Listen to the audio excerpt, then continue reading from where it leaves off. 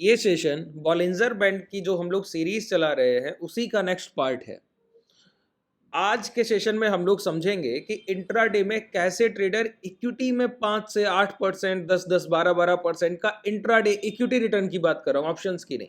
Intraday में ऐसे profits book कर पाते हैं। दूसरी बात, किस तरीके से इंडेक्स में आप ऑप्शन बाइंग करते हैं और वहां से आपके खरीदे गए प्रीमियम्स जो 150, 200, 100 रुपए के प्रीमियम्स 300, 400 पर आप बेचते हैं, वो देखिए। ये मार्केट के लिमिटेड सिनेरियोज हैं। Maximum number of time price कैसे बिहेव करता है, एक रेंज को बिहेव करता है। रेंज का मतलब हुआ कि प्राइस एक दायरे को ट्रेड कर रहा है। जैसे रिसेंटली अभी अगर बैंक निफ्टी देखिए, पहले ये समझ लीजिए कि काम कैसे करना है, फिर चीजें बड़ी आसान हो जाएंगी।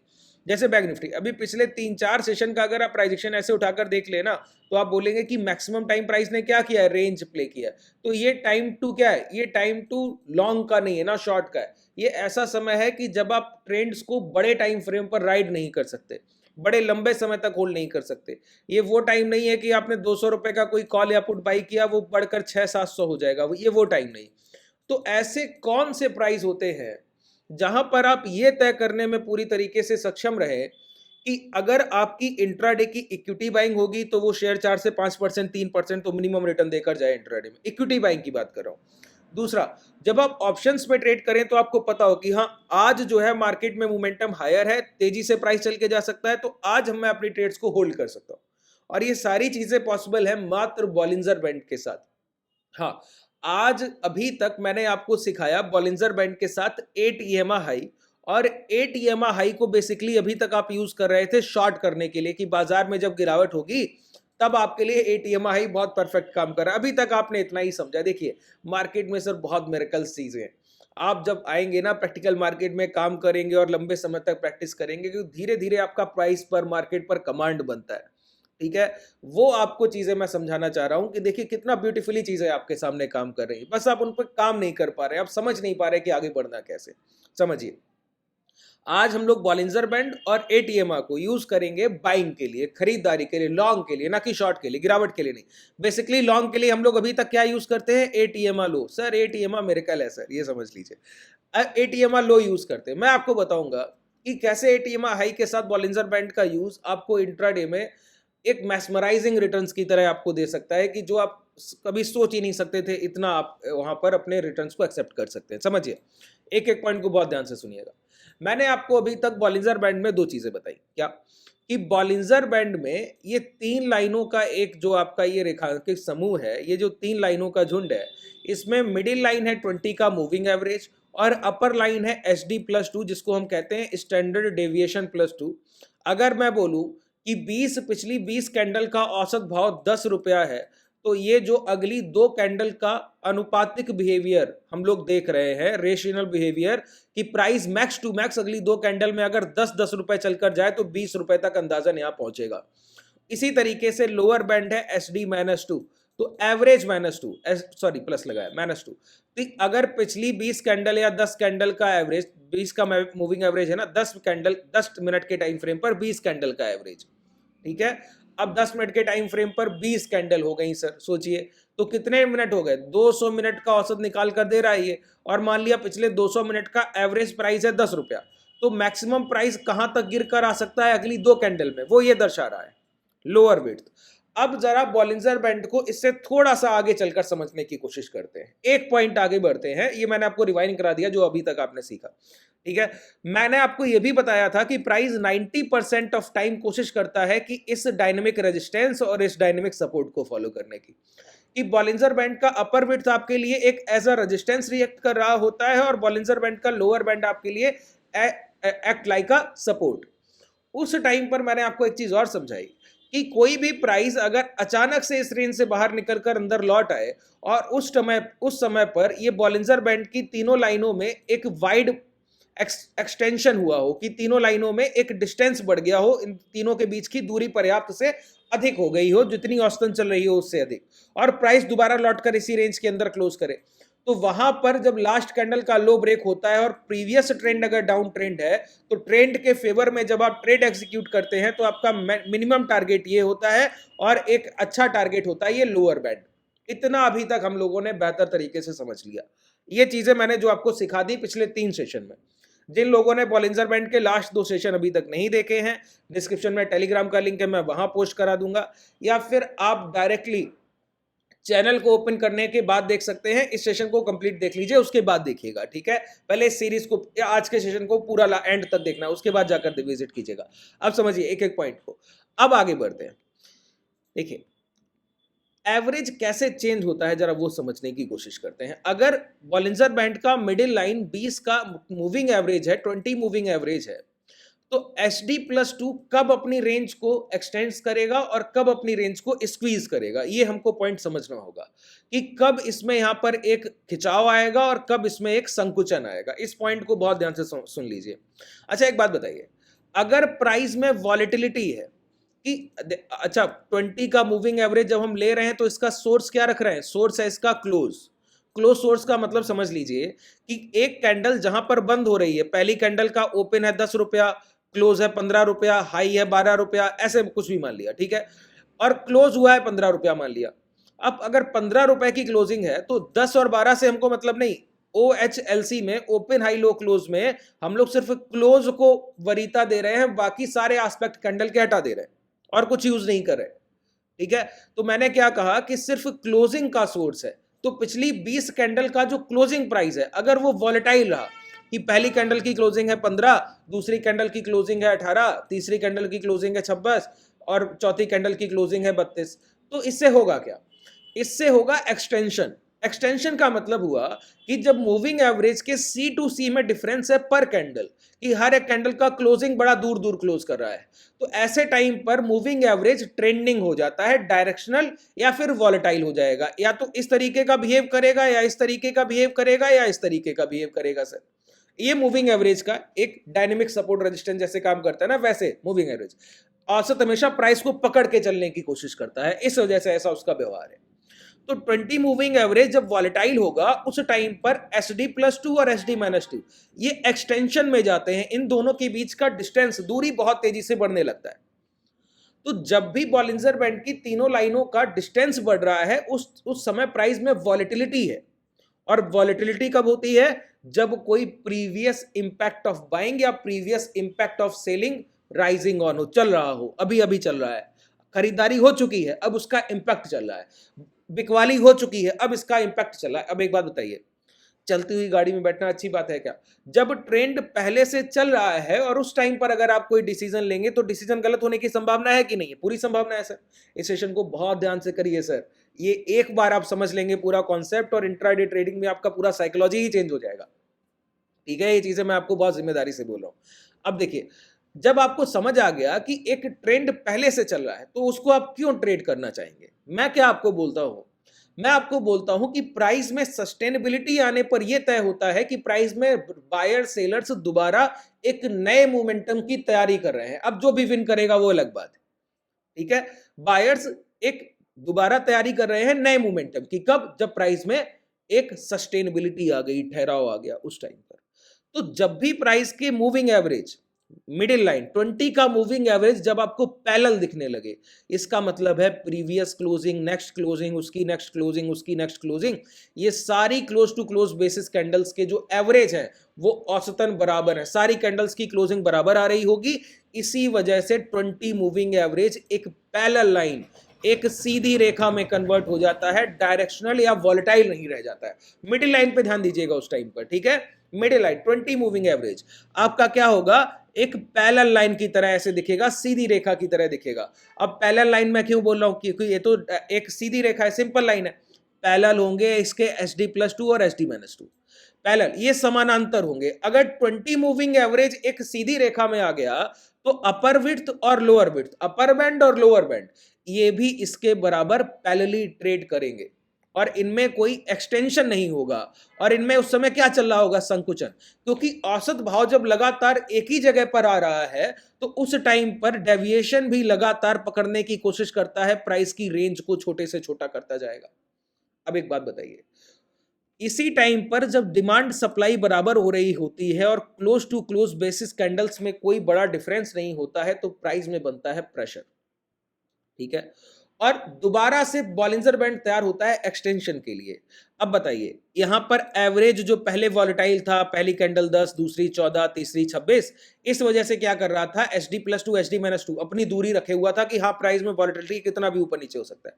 अब प्राइस में सस्टेनेबिलिटी है, तो अपर बैंड भी लौट कर आ गया near by 20 moving average, lower band भी लौट कर आ गया नियर बाई 20 मूविंग एवरेज। और उस टाइम पर अचानक से दो कैंडल बने जो कि 5% पॉसिबिलिटी होती। मैंने क्या बोला, 95% ऑफ टाइम प्राइस इस रेंज के अंदर रहने की कोशिश करेगा, और 5% पॉसिबिलिटी तब होती है जब तीनों रेखाओं के बीच एक कम से कम दूरी रह गई हो, डिस्टेंस ना के बराबर रह गया हो। इसको टेक्निकल में बोलते हैं बॉलिंजर बैंड स्क्वीज, कि बॉलिंजर बैंड में इतना संकुचन हो गया है, अब वो किसी तरफ एक ना एक तरफ ब्रेक करेगा। अब उसी टाइम पर क्या हो सर, यहां पर दो कैंडल बने जो कि 5% पॉसिबिलिटी है, और दो कैंडल में से एक कैंडल स्ट्रॉन्ग क्लोजिंग दे अब बॉलिंजर बैंड। अभी बाइंग के लिए मैंने बोला ना, मैंने शॉर्ट के लिए अभी अब आपको नहीं सिखा रहा हूं, अभी सिर्फ खरीदारी के लिए, बाइंग के लिए, ठीक है। मैंने क्या कहा कि बॉलिंजर बैंड की इस रेंज के अबव एक कैंडल क्लोज करे, सिंगल एक कैंडल, और वो स्ट्रॉन्ग क्लोजिंग होना चाहिए, बॉडी साइज स्ट्रक्चर क्लोजिंग, और उसके बाद नेक्स्ट कैंडल में होना चाहिए rejection from seller buyer side. अब कई लोग रिजेक्शन फ्रॉम बायर साइड को समझ नहीं पाते हैं। जो क्लासेस में है वो तो बहुत विस्तार पूर्वक हम लोग उस पर बात करते हैं, डेली सेशन करते हैं, 20 से 25 सेशन का पूरा एक सीरीज है उसका, कि रिजेक्शन फ्रॉम बायर साइड को आप कैसे पहचान लेंगे कि नहीं खरीदारी चल रही है। एक गिरते हुए बाजार में हमारे ट्रेडर बता देते हैं कि नहीं बेचना है, एक चलते हुए मार्केट में हमारे ट्रेडर बता देते हैं नहीं खरीदना नहीं है। क्यों? रिजेक्शन फ्रॉम बायर साइड और सेलर साइड पर उनका वो कमांड है ना, वो प्राइस को देखकर, चार्ट देखकर बोलते हैं कि नहीं ये करना है, ये नहीं करना है। ये परफेक्शन होता है सर। धीरे धीरे आप जब सीखेंगे ना चीजों को, तब आपको आएगा। अब देखिए, ये रिजेक्शन फ्रॉम बायर साइड को जो लोग नहीं समझ रहे हैं, जिनको नहीं पता है कैसे यूज करना है, तो उसके लिए आप टूल का यूज कीजिए जो हम लोग एटीएम हाई अभी तक शॉर्ट के लिए यूज कर रहे थे ना, उसको आप एज अ टूल यूज करते हैं। इसके लिए रिजेक्शन फ्रॉम बायर साइड के आइडेंटिफिकेशन के लिए। देखिए, अब यही कॉन्ट्रडिक्शन है सर, आप लोग चीजों को अगर लगातार कॉन्जिक्यूटिव बेसिस पे नहीं देख रहे हैं, कंसिस्टेंटली सीरीज को फॉलो नहीं कर रहे हैं, हर सेशन 1 बाय 1 रिपीट नहीं करते, जैसे ये सेशन आप एक बार देख लेंगे, अब इसके बाद दोबारा नहीं देखेंगे। मैं आपके लिए इसको री अपलोड करूंगा आगे चलकर। क्यों? कि आप जब तक चीजों को रिपीट नहीं करेंगे ना, जो भी मैंने सिखाया कोई मोल नहीं, आप प्रैक्टिस नहीं करेंगे भूल जाइएगा सर। बात समझ रहे हैं ना? तो इसको जरूर दोबारा रिपीट करके जरूर देखा कीजिए, सभी लोग एक बार समझ लीजिए। मैंने क्या बताया, यहां पर आप यूज करेंगे एटीएम हाई। अब जिन लोगों ने एटीएम पहले समझा है, उन्हें पता है कि हम लोग एटीएम अभी तक शॉर्ट करने के लिए यूज करते हैं, कि गिरावट के लिए, कि बाजार में डाउन ट्रेंड आएगा, गिरावट होगी तो एटीएम का यूज करेंगे। डबल कंफर्मेशन और सिंगल कंफर्मेशन बॉलिंजर बैंड का बेहतरीन तरीके से यूज कर रहे हैं। ठीक है, आप लोग उस पर प्रैक्टिस कर रहे हैं, भी तो मैंने सिखाया जस्ट, तो अभी प्रैक्टिस चल रहा है। आप लोगों के रिजल्ट्स अभी नहीं पता है, जब आप लोगों के रिजल्ट्स आप लोग बताएंगे कि हाँ आप लोग अच्छी तरीके से प्रैक्टिस करने के बाद आगे बढ़ पा रहे हैं। अभी बहुत कम लोग उस पर जो है जो प्रॉफिटेबिलिटी की तरफ बढ़ रहे हैं। क्यों? आपका प्रैक्टिस टाइम है सर। सबसे पहले प्रैक्टिस कीजिए, परिणाम से अभी जल्दबाजी नहीं कीजिए। ठीक है, जो चीजें मैं आपको सिखा रहा हूं उसको लाइव मार्केट में जाइए, बैक टेस्ट मत कीजिए, लाइव मार्केट में प्रैक्टिस कीजिए, और देखिए 15 से 20 ट्रेडिंग सेशंस के बाद आप कहां पर होते हैं। आइए, एटीएम का यूज हम लोग किस लिए करेंगे? बाइंग के लिए, और वो भी किस लिए? कि जब आपको रिजेक्शन फ्रॉम बायर साइड पहचानना नहीं आता है।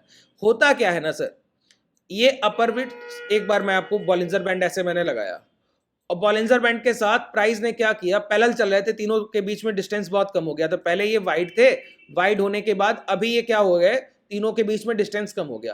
दो कैंडल अचानक बनी, बॉलिंजर बैंड का अपर विड्थ ब्रेक कर दिया, अपर विड्थ ऊपर की तरफ घूम जाएगा, जो बॉलिंजर बैंड का अपर बैंड है वो ऊपर की तरफ घूम जाएगा, और उसी टाइम पर नेक्स्ट कैंडल चल कर आएगा। और सारी कैंडल्स देखिए, बॉलिंजर बैंड के अबव जब प्राइस ट्रेंडिंग होता है ना, तो सारी खरीदारी अपर बैंड से उठती है। तो प्राइस अपर बैंड को टच करेगा, थोड़ा सा अंदर आएगा, क्लोज करने दोबारा ऊपर जाएगा।